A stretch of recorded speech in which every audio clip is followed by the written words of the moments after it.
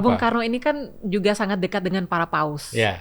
Nah, kita tahu bahwa beliau ini kan mendapat 3 medali dari Vatikan, Pak. Hmm. Mungkin pemimpin negara lain belum tentu juga bisa dapat Iya. 3, dan itu dalam waktu 8 tahun. Hebat Dari ya. 3 paus yang berbeda. Hebat Itu ya. gimana ceritanya, Pak? Hebat banget. Oke, hebat kan? Iya, hebat banget, Mungkin Pak. negara Katolik pun ya, kayak di Irlandia mana nggak ada. Ini negara yang mayoritas penduduknya Muslim. Betul. Itu apa yang jadi roh dari apa namanya ensiklik itu dan Pancasila sama, kemanusiaan. Naskah atau dokumen yang itu berpengaruh nantinya dalam hal ketika Bung Karno menggali nilai-nilai Pancasila, kemudian pada tanggal 1 Juni 45 di dalam pidato BPUPKI itu, lahirnya Pancasila itu ada dasarnya setelah Bung Karno membaca yang namanya ensiklik. Ensiklik itu surat edaran dari Paus. Kalau kita nggak mengenal sejarah bangsa ini, bagaimana kita bisa mencintai bangsa ini? Kita bergembira, sukaria bersama, hilangkan sedih dan duka, mari nyanyi bersama. La la la la la la la, mari bersukaria.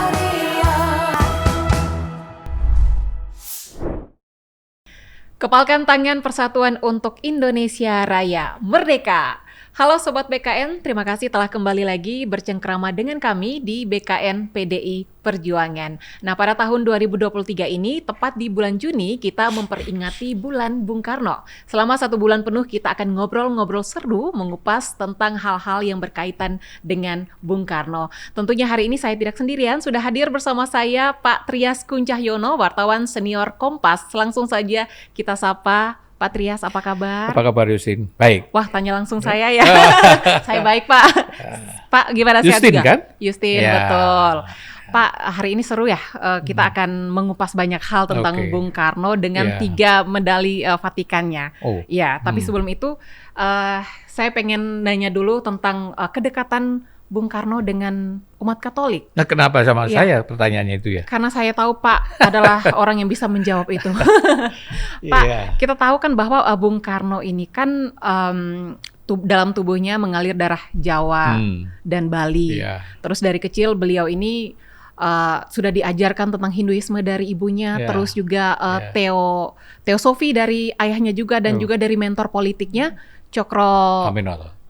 Aminoto tentang Islamisme, Iya. dan itu tidak bisa diragukan. Iya. Tapi pertanyaannya, kok beliau bisa dekat juga sama umat Katolik itu awal mulanya dari mana, Pak? Ya, itulah orang Indonesia. Mm-mm, Harusnya kan begitu, dekat dengan semuanya kan? betul. Ya. Ceritanya panjang, Justin. Jadi sebelum Bung Karno pernah bertemu, berkawan, bertemu dengan disebutnya Romo Van Lith ya di Jawa. Romo itu yang mendirikan salah satu misionaris dari Belanda ya, yang kemudian menyebarkan agama Katolik dan pendidikan terutama di daerah Jawa Tengah, Yogyakarta. Dari pertemuan dengan Romo Van Lith itu banyak hal diketahui tentang Katolik, tentang ajaran Katolik, ya, tentang nilai-nilai dan sebagainya, tentang kemanusiaan, tentang kelembutan, tentang bersandar pada Allah dan sebagainya. Itulah pertemuan awal dengan Van Lith dengan Katolik. Kemudian nanti dengan salah seorang yang menjadi uskup, Sugio Pranoto. Tapi kemudian menjadi semakin mendalam itu ketika pada tahun 1934 ya, 34 Bung Karno dibuang ke ND. Nah, dari situlah di ND, negara wilayah Indonesia bagian timur, NTT sana, yang mayoritasnya itu Kristen, Katolik, Protestan, dan sebagainya. Betul. Disitulah Bung Karno makin lama makin mendalami, makin dekat dengan orang-orang Katolik. Ya. Ketika dalam pengasingan di sebuah tempat yang dimana dia diasingkan, ya, pada akhirnya ketemu dengan pastor Belanda yang misionaris ya, dari sebuah biara namanya Biara Santo Yosef di situ. Di ND itu. Di ND ya, dan kan di situ kemudian Bung Karno bertemu dengan seorang pastor Belanda, Witings, dari situ memperoleh fasilitas untuk membaca buku, perpustakaan, diskusi dan sebagainya. Nah, dari situ makin kenal dengan kekatolikan Bung Karno. Ya kan? Karena dengan membaca buku-buku yang ada di perpustakaannya Biara Santo Yosef itu, Bung Karno mengetahui tentang ajaran-ajaran agama Katolik seperti apa. Sehingga kita tahu bahwa di ND itu Bung Karno tidak hanya mengenal agama Katolik makin dalam, tapi di ND itu juga Bung Karno itu beralih dari seorang politisi, ya, politisi PNI yang didirikan jadi menjadi seorang negarawan. Nah, dari situ ya. Jadi politisi kan beda negarawan. Politisi mikir besok pagi, ya, negarawan mikir ke depan. Iya. Nah, memikirkan bangsa dan negaranya. Bagaimana berbangsa, bagaimana bernegara, terus kemudian dasar negaranya apa. Nah, disitulah. Dari mana? Dari setelah membaca-baca, diskusi hampir tiap hari dengan pastor, ya, iya. Pater Huitings Romo.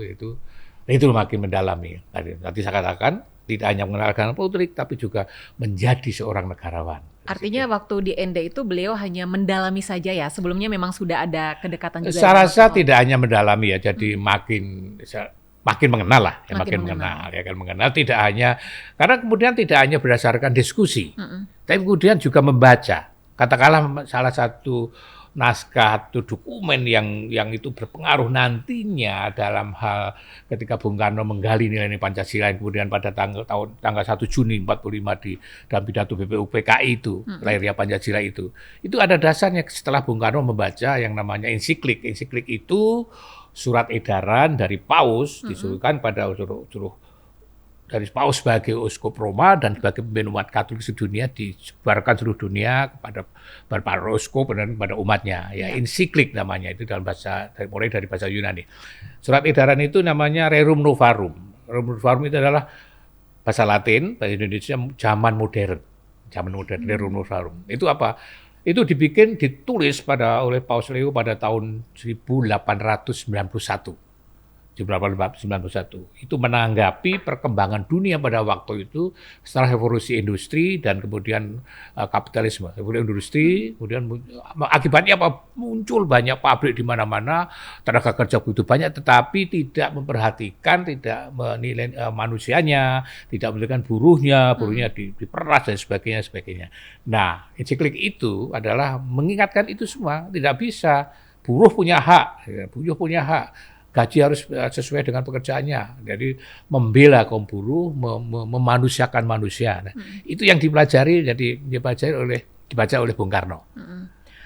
Nah, Bung Karno ini kan dengan waktu beliau dibuang di ND, kita tahu lah kalau di waktu beliau di sana itu beliau mulai menggali yang namanya Pancasila. Nah, apakah dengan dokumen-dokumen yang beliau baca itu, dokumen Katolik itu juga menjadi referensi beliau dalam menggali Pancasila, Pak? Iya, Justin. Terutama dalam hal keadilan sosial, ya, dalam keadilan sosial yang tadi saya katakan, dokumen ensiklik Rerum Novarum dan kemudian 40 tahun kemudian dibikin lagi oleh Paus Pius 13 itu adalah Quadragesimo Anno atau tahun ke-40. Ini ensiklik yang tahun 34 itu 31 dibikin untuk memperingati ensiklik tadi saya katakan dari Rerum Novarum. 40 tahun kemudian ditulis lagi oleh Paus yang lain tahun 31 Quadragesimo Anno itu. Isinya apa? Menegaskan Rerum Novarum. Nah, ini yang dibaca Bung Karno. Di situ ditegaskan tentang arti penting hak milik, arti penting keadilan sosial. Ya, arti penting hak milik, arti penting keadilan sosial bahwa hak milik itu bernilai sosial gitu loh. Ya kan? Jadi tidak bisa kalau kita memiliki sesuatu ini milik saya sendiri, tidak bisa. Tapi itu bernilai sosial, ya kan? Ya, hak milik itu bernilai sosial. Itu dia pelajari dari ensiklik itu. Kemudian mengendap dalam diri Bung Karno ketika dia menggali Pancasila. Ya nantinya tadi saya sampaikan, nantinya ketika pidato 1 Juni 1945 di BPUPKI dan kemudian tadi saya sampaikan lahirnya Pancasila. Inilah yang menjadi dasar kemudian lahirnya sila kelima keadilan sosial bagi seluruh rakyat Indonesia. Berangkat dari keadilan sosial tadi. Jadi ada yang digali dari membaca ensiklik itu, dari Rerum Novarum, dari Quadragesimo Anno, dipelajari tentang hak-hak sipil, hak-hak keadilan sosial, dan hak-hak manusia, hak-hak kaum buruh, ya kan? Nah, itu yang kemudian pada akhirnya sampai kepada keadilan sosial itu tadi. Artinya hal tersebut juga menjadi dasar beliau untuk gimana menjadi pemimpin yang inklusif bagi semua golongan. Dan bagaimana Bung Karno bisa melakukan hal tersebut, Pak? Khususnya untuk umat Katolik. Ya, Bung Karno kan dalam itu juga terungkap dalam diskusi dengan Pater Pater Huiting tadi, ya kan disampaikan, ya saya orang, Bung Karno katakan bahwa saya itu ibunya orang Hindu, dari belajar Hindu, Buddha, bapaknya Jawen dan sebagainya, pelajar Islam. Tapi kemudian untuk menjadi negara yang besar, ya kan, itu memang harus bangsa Indonesia itu multikultural, multi semuanya majemuk. Nah itu untuk menjadi negara harus dirangkul semuanya. Nah itu yang menjadi itu pun yang jadi dasar Pancasila. Karena Pancasila itu memberikan tempat pada semuanya untuk hidup bersama-sama. Karena Bung Karno yang gali, tentu saja Bung Karno bisa melakukan hal itu. Ya, itulah yang membuat tadi dikatakan kenapa dekat dengan apa namanya Pater tadi, Romo tadi, itu karena memang memberikan tempat pada semuanya. Ya. Apakah saat itu ada pihak-pihak tertentu yang mungkin kurang setuju sama beliau, Pak? Saya rasa kalau zaman segitu ya, zaman perjuangan itu hal-hal kayak gitu itu kayaknya saya belum pernah zaman segitu ya. Tidak terlalu ya, bukan sesuatu yang penting juga, Pak. Saya rasa kayak gitu nggak begitulah ya. Kita tahu lah pada akhirnya Pancasila disepakati yang sekarang ini ya kan. Itu kan juga pergulatan para bapak bangsa dulu. Pasti ada ketidakcocokan, pasti ada pertarungan di situ, pasti ada saling tarik-menarik. Tapi pada akhirnya kalau ini tarik-menarik terus, negara tidak akan pernah terwujud, ya kan? Dasar negara nggak akan terwujud. Karena tarik-menarik, karena perbedaan.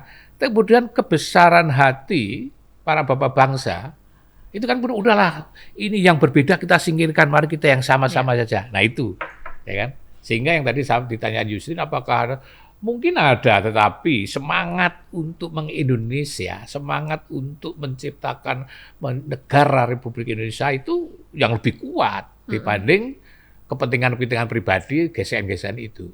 Jadi saya rasa itu yang hal penting yang mesti kita sebagai generasi sekarang ini, yang mesti kita pegang teguh dan terus dipertahankan.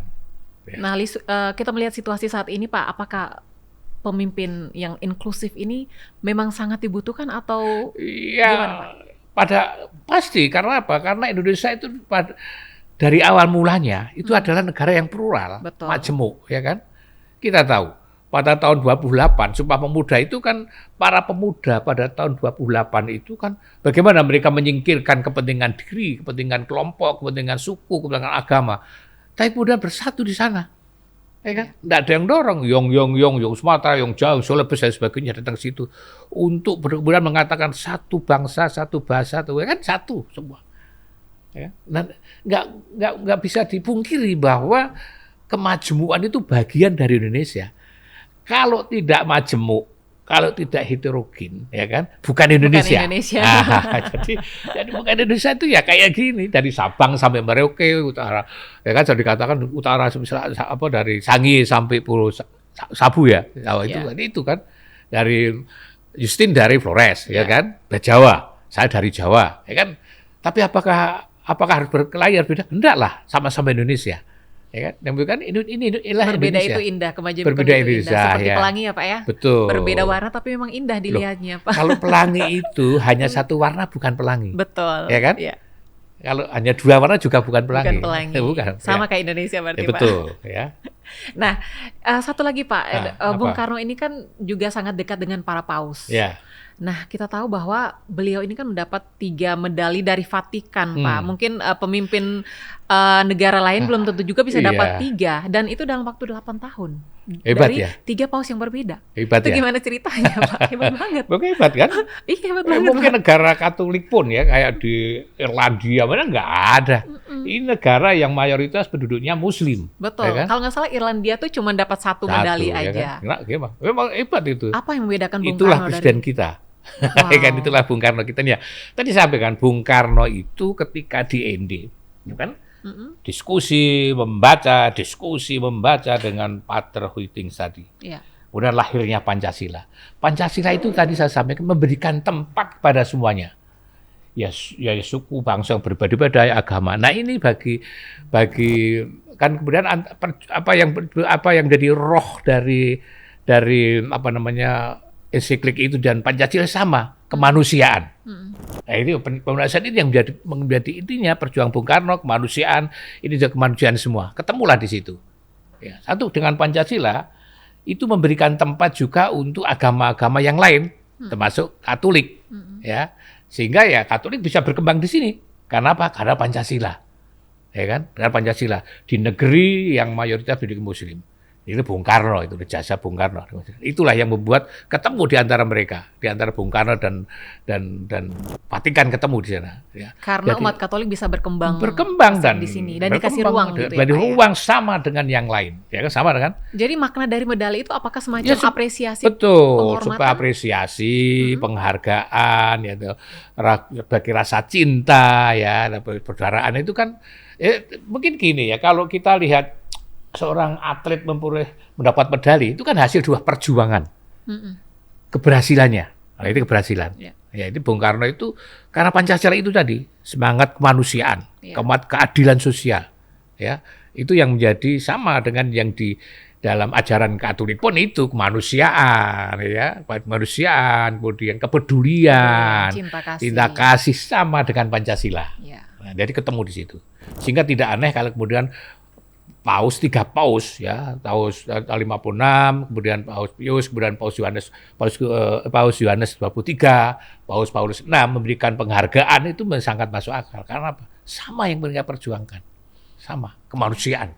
Nah, yang menjadi pertanyaan, Pak, waktu itu kan di zaman itu dengan keterbatasan informasi, media sosial belum sepesat sekarang. Ya. Kok bisa gitu? 3 paus itu gimana sih prosesnya sampai mereka pengen kasih medali gitu loh untuk Bung Karno?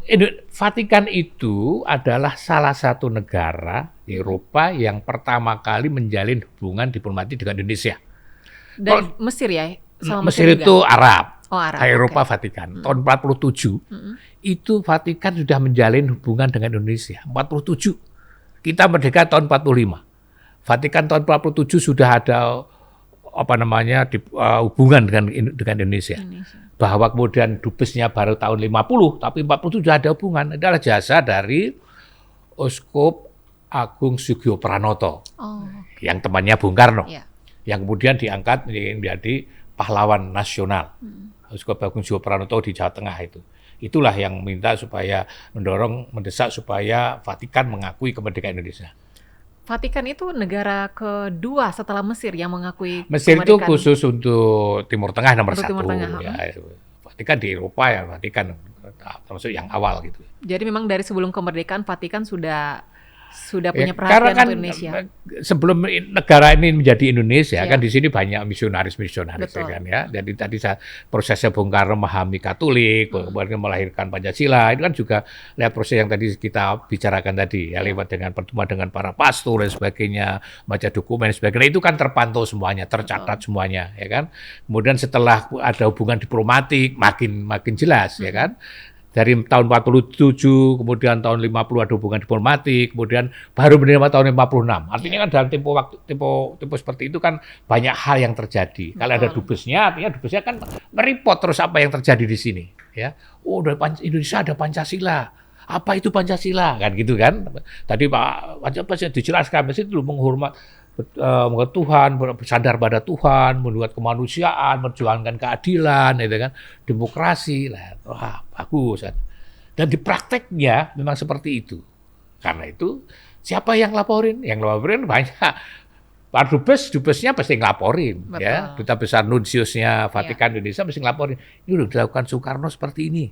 Perjuangannya seperti ini. Dengan Pancasila, Indonesia menjadi negara yang melindungi semua agama, memberikan tempat semua berkembang.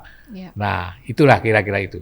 Luar biasa, Pak. Artinya bahwa Bung Karno itu dengan Pancasilanya sudah mewariskan ke kita, sudah mengajarkan kepada kita bagaimana terus berelasi dengan umat yang berbeda. Persis, ya.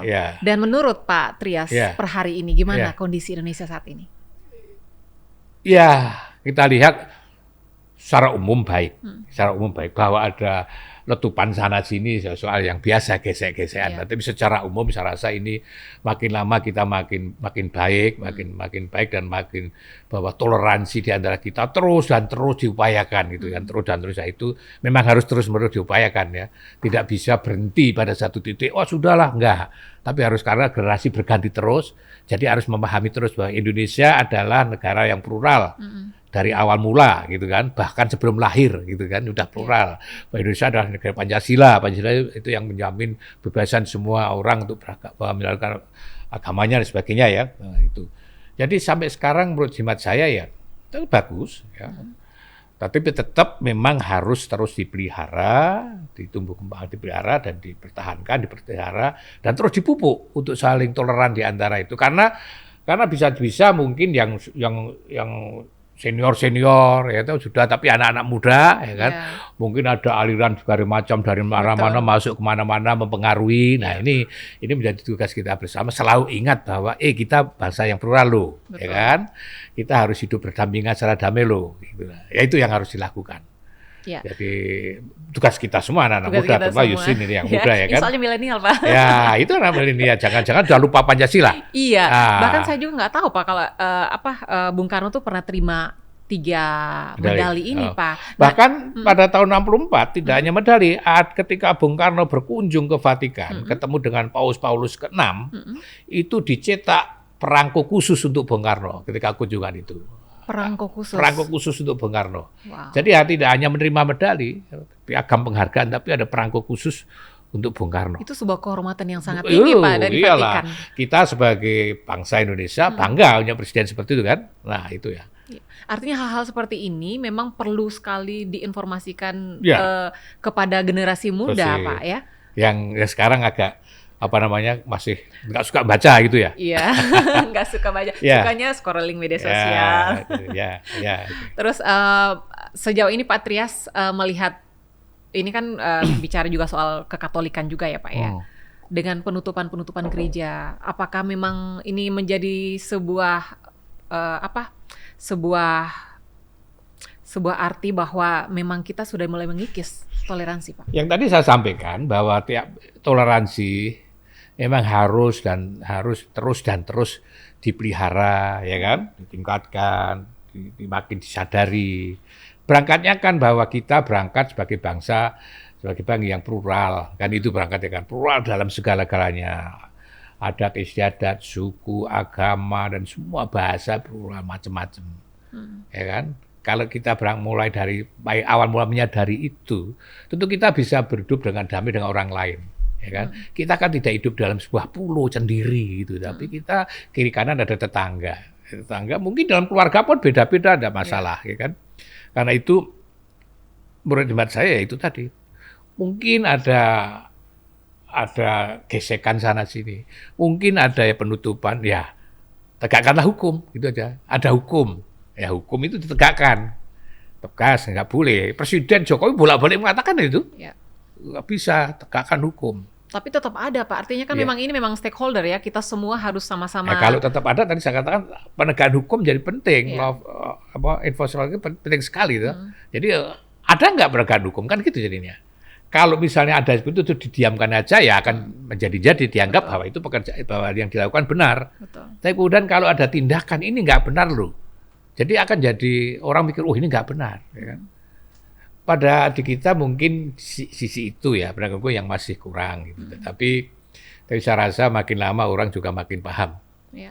Dan saya rasa semua pihak harus saling mengingatkan gitu loh, nggak bisa tidak. Ya, betul Pak. Dan kembali lagi Pak soal 3 medali Vatikan itu, apakah dengan pemberian 3 medali Vatikan kepada Bung Karno dan juga kedekatan beliau dengan umat Katolik, apakah itu tidak mengikis keislamannya sendiri Pak? Enggak kan, Bung Karno kan memang seorang Muslim, dia presiden, seorang presiden harus dekat semuanya kan, nggak bisa kan, presiden itu kan presidennya itu rakyat Indonesia, tapi nggak bisa, ini presidennya ini saja nggak bisa.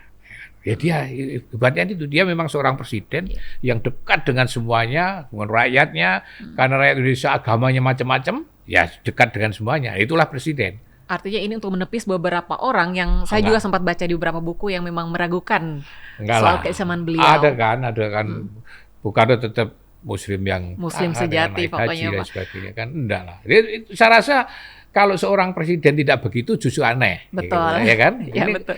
Ini presiden kan harus merangkul Semua golongan. golongan, semua rakyat, semua agama. Nggak bisa, oh itu dekat ini nggak bisa, ini dekat ini nggak bisa, ya. Iya. Tetap nggak bisa. Bahwa Vatikan memberikan 3 anugerah piagam atau medali itu kan sebuah penghargaan tidak hanya pada Bung Karno, tapi pada bangsa Indonesia, kan gitu kan ya. Betul. Jadi ya, medali ini bukan hanya Bung Karno, tapi juga Bung Karno sebagai Presiden Indonesia. Jadi penghargaan pada bangsa Indonesia. Betul. Dan beliau sangat luar biasa, Pak. Kalau nggak salah pernah ada forum di PBB, beliau mengutip ayat di Al-Quran sekaligus Injil, Pak. Iya memang banyak kalau kita baca sejarah Bung Karno, pertemuan dengan tadi saya sebut dengan Romo van Lith, itu dia mengatakan di situ saya baca perjanjian lama, saya baca perjanjian baru. Nah apa salahnya kan nggak salah kan baca ya kan biasa saya memahami. Tapi sekali lagi karena sebagai pemimpin, pemimpin memang harus begitu, harus tahu semuanya kan tahu. Wah yang tak pimpin ini kayak gini seperti ini saya harus tahu semuanya. Tidak bisa saya hanya tahu A saja, B saja nggak bisa. Kalau belajar mengenai orang-orang yang berbeda dengan kita, belajar mengenai agama lain, itu biasanya nilai toleransinya lebih tinggi. Ya, karena saya memahami kamu, saya bisa, oh si Justin kayak gini, oh nggak masalah. Betul. Tapi kalau kemudian saya nggak paham kamu, ada persoalan ini maksudnya apa sih? Kan gitu jadinya kan. Betul. Karena saya paham dengan kawan saya banyak Muslim juga nggak masalah, tahu, saling tahu. Sehingga belajar untuk mencari hal yang orang lain tahu, kita pelajari sangat penting. Yeah. Dengan demikian kita bisa saling toleran, bisa saling memahami gitu. Dan itu yang dilakukan Bung Karno, ya kan? Tadi saya katakan kan Bung Karno kan di ND itu beralih dari seorang politisi PNI partai yang didirikan menjadi seorang negarawan. Negara kan memikirkan bangsa, memikirkan negara, bagaimana berbangsa, bagaimana bernegara. Itu yang dipikirkan bukan hanya kelompok kecil kan? Bagi negarawan itu, kayak mikir kelompok itu ke partai politisi. Kalau negarawan itu the whole nation, semua dipikirkan. Nah itu Bung Karno, ya kan?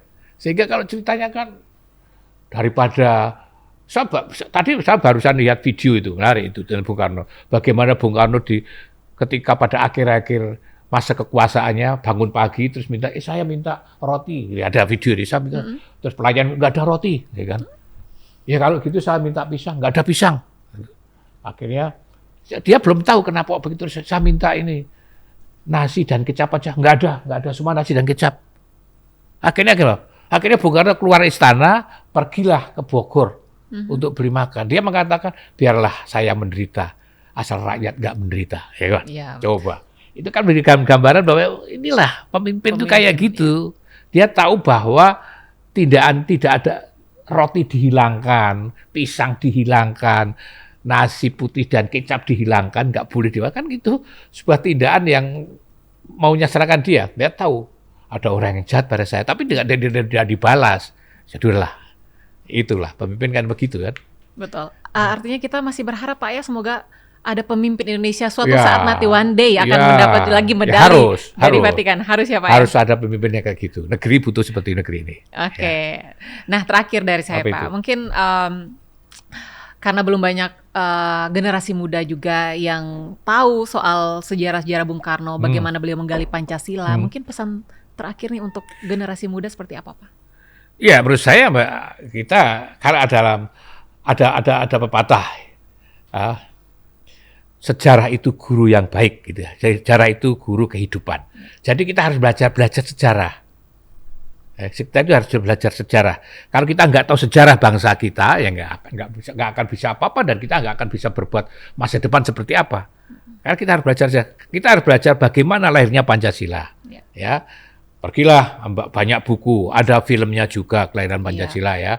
Mengenal Bung Karno, Pancasila itu harus dipelajari, bukan hanya kemudian kita belajar Pancasila lima sila aja, tapi sejarahnya seperti apa. Lalu kita nggak mengenal sejarah bangsa ini, bagaimana kita bisa mencintai bangsa ini. Ya kan? Kalau saya nggak kenal kamu, Justin, bagaimana saya mencintai kan gitu kan? Ya, sederhananya begitulah. Kalau saya nggak kenal sejarah bangsa ini, bagaimana saya cinta bangsa? Karena kalau saya mencintai bangsa ini, saya harus mengenal sejarah bangsa ini. Betul. Kalau saya mencintai Pancasila, harus mengenal Pancasila seperti apa. Betul. Ya kan?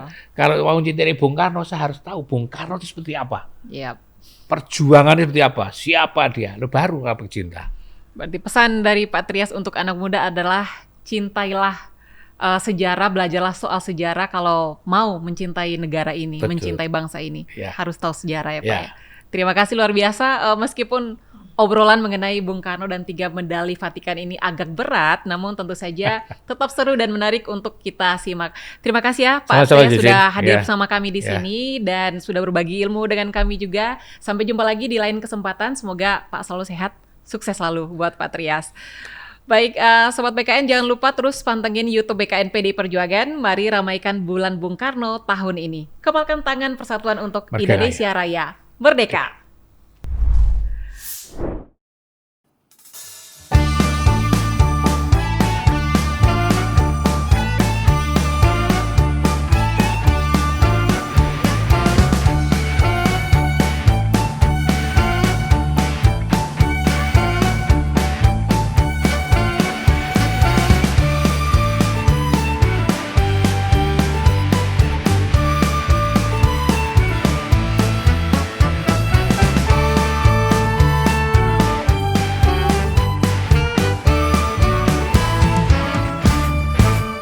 Rasa sayangi, rasa sayang sayangi, lihat nona dari jauh. Rasa sayang sayangi, rasa sayangi, rasa sayang sayangi, lihat nona dari jauh. Rasa sayang sayangi. Sana gunung, di sini gunung, tengah-tengah bunga melati. Di sana bingung, di sini bingung, dua-dua teman sejati. Di sana gunung, di sini gunung, tengah-tengah bunga melati. Di sana bingung, di sini bingung, dua-dua teman sejati. Rasa sayangi, rasa sayang sayangi, lihat nona dari jauh. Rasa sayang sayangi, rasa sayangi, rasa sayang sayangi, lihat nona dari jauh. Rasa sayang sayangi.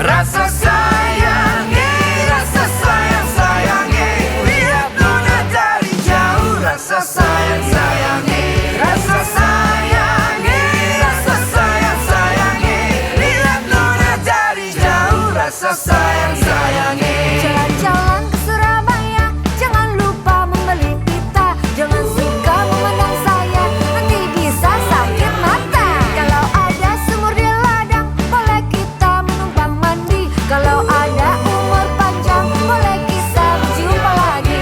Rasa sayangi, rasa sayang sayangi, lihat nona dari jauh. Rasa sayang sayangi, Rasa sayangi, rasa sayang sayangi, lihat nona dari jauh. Rasa sayang sayangi.